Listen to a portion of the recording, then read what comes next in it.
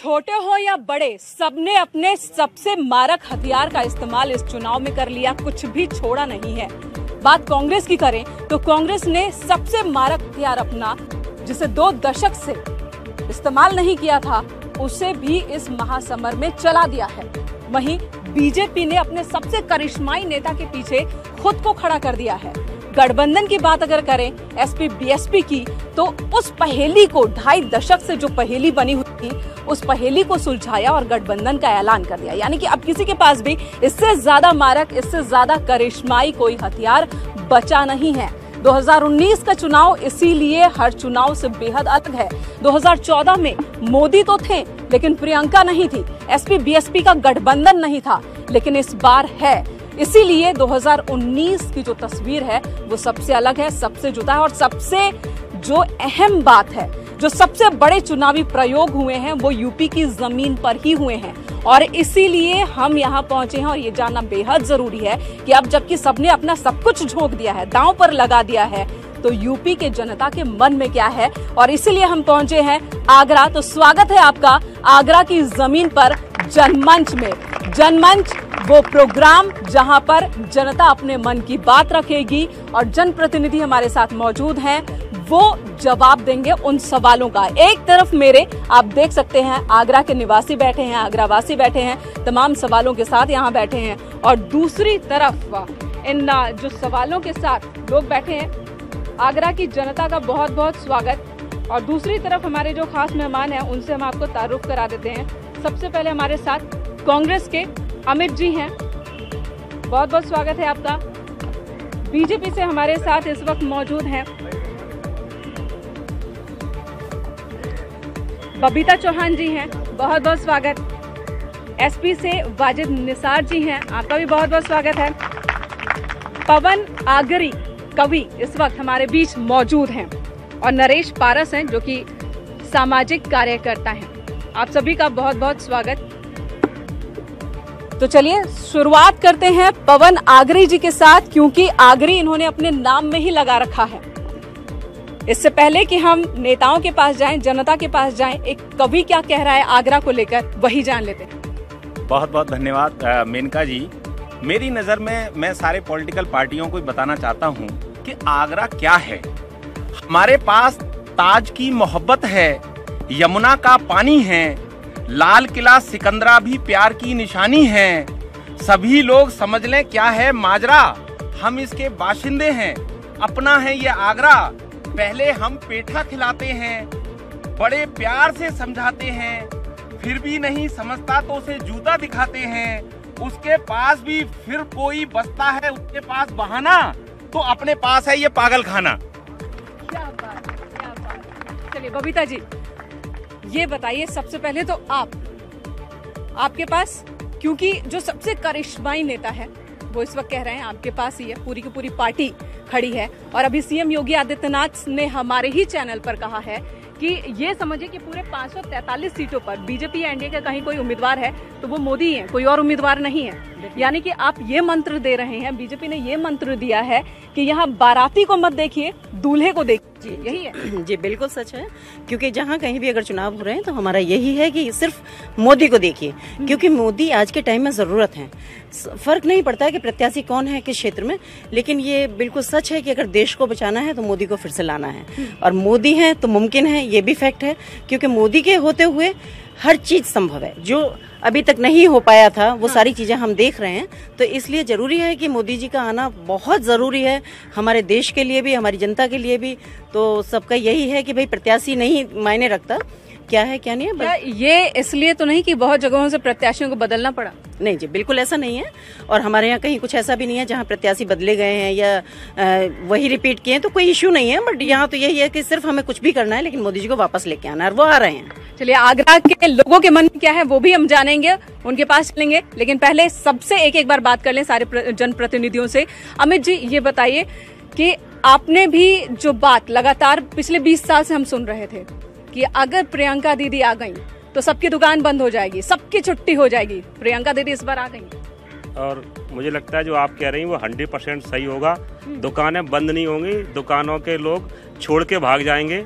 ऐसा हुआ है, आगरा के सांसद यहाँ से भगा दिए गए, फतेहपुर सीकरी के सांसद भगा दिए गए और ज़्यादातर सांसदों को भगा दिया गया है। अगर मोदी है, अगर मुमकिन वाली बात है तो फिर सांसदों के टिकट क्यों काटे जा रहे हैं? इनकी 10 साल की लगातार, ये यहाँ पे 10 साल लगातार सांसद रहा, उसे हटा दिया। इसका तो हटाया कहाँ? इटावा भेजा, इटावा को अहमियत नहीं देते हैं क्या? वहाँ कभी जीता ही नहीं और ना कभी जीतेंगे। वहाँ मालूम है कि यहाँ से कम ये तो नहीं लगेगा, लगातार 10 साल जो सांसद। ये भी तो हो सकता है ना कि यहाँ पर उन्होंने अच्छा काम किया है तो उस सांसद को ऐसे जगह भेजो जहाँ टफ है फाइट, और वहाँ पर वो इसलिए यहाँ पे जनता को गुमराह करने के लिए भेज दिया कि जो लगातार 10 साल सांसद नाकारा रहा उसको वहाँ भेज दिया, लोगों को दिमाग को डाइवर्ट करने के लिए। लेकिन आगरा की जनता समझदार है, जैसा कि पवन आगरी जी ने कहा कि यहाँ पे चलिए, लेकिन हम पब्लिक से भी पूछेंगे कि क्या वाकई ऐसा है कि नहीं। इस वक्त हमारे साथ वाजिद जी हैं। वाजिद जी, एसपी बीएसपी गठबंधन, आज से अगर कुछ महीने पहले की हम बात करें तो ये सोचना भी नामुमकिन था कि एसपी बीएसपी एक साथ आ सकते हैं। वो जो एक दूसरे के कट्टर दुश्मन कहलाते थे, शायद हाई हेलो भी ना करते हो औपचारिक तौर पर, तो वो आज एक साथ हैं। इतना बड़ा गठबंधन, क्या होगा? आप देख रहे हैं क्या होगा। पहला जो राउंड का चुनाव 8 सीटों का हुआ है, गठबंधन 8 सीटों पे जीत रहा है। मैं इसके लिए अपने राष्ट्रीय अध्यक्ष श्री अखिलेश यादव जी, बहन मायावती को धन्यवाद दूंगा कि जिन्होंने अपनी चीज़ों को ख़त्म करके, जो 25 साल से सपा और बसपा में दूरी थी, ये गरीब, दबे कुचले और बेरोजगार लोगों का गठबंधन है, ये करके जो इनको ताकत देने का वादा हमारे दोनों राष्ट्रीय अध्यक्ष जी ने किया है, भैया ने किया है, मैं उनका अपने दिल की गहराइयों से धन्यवाद देता हूं, सब बेरोजगारों की तरफ से, सारे दबे कुचले और गरीब लोगों की तरफ से। लेकिन अगर खारिज कर दिया जनता ने तब क्या? क्योंकि ना फिर भैया को मौका मिलेगा बचने का और ना बुआ को। देखिए, जहाँ तक आप कह रहे हैं खारिज करने का, रिजल्ट आने दीजिए, पूरे हिंदुस्तान को, पूरी दुनिया को पता पड़ जाएगा कि ये गठबंधन ने बाकी सबके पर्चे खारिज कर दिए। चलिए वो भी देखेंगे। हमारे साथ आगरा के ऑडियंस भी हैं, जनता भी है, उनसे भी उनकी राय ले लेंगे। और कहते हैं ना, हाथ कंगन को आरसी क्या, पढ़े लिखे को फारसी क्या, तो जनता यहाँ मौजूद है, उनसे भी जान लेंगे। आप कार्यकर्ता समाज को बहुत करीब से देख रहे हैं। जब भी चुनाव आता है तो पहले शुरुआत होती है किसानों से, गरीबों से, युवाओं से, फिर मुद्दे भटक जाते हैं। अभी तो ऐसा लगता है जैसे कोई मुद्दा है ही नहीं इस इलेक्शन में। हर हफ्ते एक नया मुद्दा, नए मुद्दे पर चर्चा हो रही होती है, कोई भी मुद्दा स्थायी नहीं है। ऐसे में आपको क्या लगता है कि अब जो बड़ा मुद्दा है, बड़ी तस्वीर यही है कि सबने अपनी पूरी ताकत लगा दी है, जो इसमें बाजी मार ले जाए? देखिए, जहाँ तक अगर बात करें हम मुद्दों की, तो इस पूरे चुनाव में ओवरऑल अगर देखा जाए तो जनता के मुद्दे कहीं ना कहीं गायब हैं। सारी पॉलिटिकल पार्टियां अपने अपने एजेंडे को लेकर काम कर रही हैं। किसको पीएम बनाना है, किसको कहां पे बैठालना है, कौन किसको कहां से तोड़ेगा, कौन कहां से बागी होके आ रहा है, इन सभी चीज़ों पर है। तो जो जनता के मुद्दे हैं वो पूरी तरह से गायब हैं। कोई न तो राइट्स की बात कर रहा है, न किसानों की बात कर रहा है, न जो आगरा की जो मूलभूत सुविधाएं हैं, जो समस्याएं हैं, उनके बारे में कोई बात नहीं कर रहा है। न बच्चों की शिक्षा को लेकर कोई बात कर रहा है, न विकास को लेकर बात कर रहा है। सिर्फ अपनी खींचातान में ये लोग लगे हुए हैं। तो अपने ही खींचातान में लगे हुए हैं। और ऐसे में बहुत जरूरी हो जाता है कि जब वोटर घर से बाहर निकले, सोच समझ कर निकले और किसे जिताना है उसका होमवर्क पहले कर ले। और चलिए हम पब्लिक के बीच चलते हैं।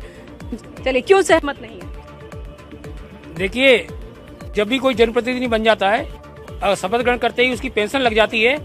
नरेंद्र मोदी बात करते हैं सबका विकास, सबका साथ, सबका विकास। हाँ, बिल्कुल। और पेंशन खत्म करने का काम किया। उसके बाद मोदी जी ने क्या किया और हमारे प्रदेश के जो मुख्यमंत्री हैं उन्होंने क्या किया? जी बिल्कुल, आपका संघर्ष हम जानते हैं। पुरानी पेंशन बहाली की मांग को लेकर हो रही है, बातचीत हो रही है, लेकिन इसके अलावा भी तो और काम किए होंगे इस सरकार ने। क्या है जो किसानों के जाके देखेंगे, किसानों के बेचारे किसान, बुढ़ा आदमी टॉर्च लेके खड़ा हुआ है फील्ड के ऊपर, गाय उसको मार रही है, बेचारा घायल हो रहा है, मृत्यु हो रही है। किसानों को बर्बाद करने का काम किया है तो ये भारतीय जनता पार्टी की सरकार ने किया है। कौन कर सकता है अच्छा काम? अच्छे काम की उम्मीद हम किससे करें मैडम? जितनी भी सरकारें आई और गई, जो भी पार्टी हैं, चाहे कांग्रेस हो चाहे बीजेपी, कर्मचारी हैं, 1 जनवरी 2004 से खत्म की गई। और आपका मुद्दा न्यूज़ 18 उठाता रहा है, हमेशा उठाता रहे हैं। लेकिन जितने भी दल रहे उन्होंने कभी भी इस पर बात नहीं की है। अभी हम लोग जो है माननीय जो बता रही हैं हमारे चौहान साहिबा, हम लोग हमेशा राजनाथ सिंह जी जब पार्टी के राष्ट्रीय अध्यक्ष थे तब उन्होंने अखिलेश जी को पत्र लिखा था। ये पत्र है हमारे पास। वो पूरी बात करने का यहाँ पर वक्त भी नहीं होगा, लेकिन ये बताएं अब तो इलेक्शन में हम खड़े हैं, अब इलेक्शन में खड़े हैं, तो अब बताइए आप योगी मोदी के साथ खड़े हैं या फिर आप गठबंधन को, कांग्रेस को ही मौका दे दिया जाए? जो पेंशन की बात करेगा, हमारी बात वही है कि जो पेंशन की बात का कर्मचारी उसके साथ होगा। मैनिफेस्टो तो आ गया सबका, मैनिफेस्टो आ गया है सभी का। हमारे जो डीएमके है, सीपीआई है, अखिलेश जी ने बोला हुआ है और हमारी कांग्रेस की प्रियंका जी ने भी कहा था, आश्वासन दिया था। सपा के राष्ट्रीय अध्यक्ष जी ने भी आश्वासन मिले हैं फिर एक बार। जी, आप मोदी और योगी, आप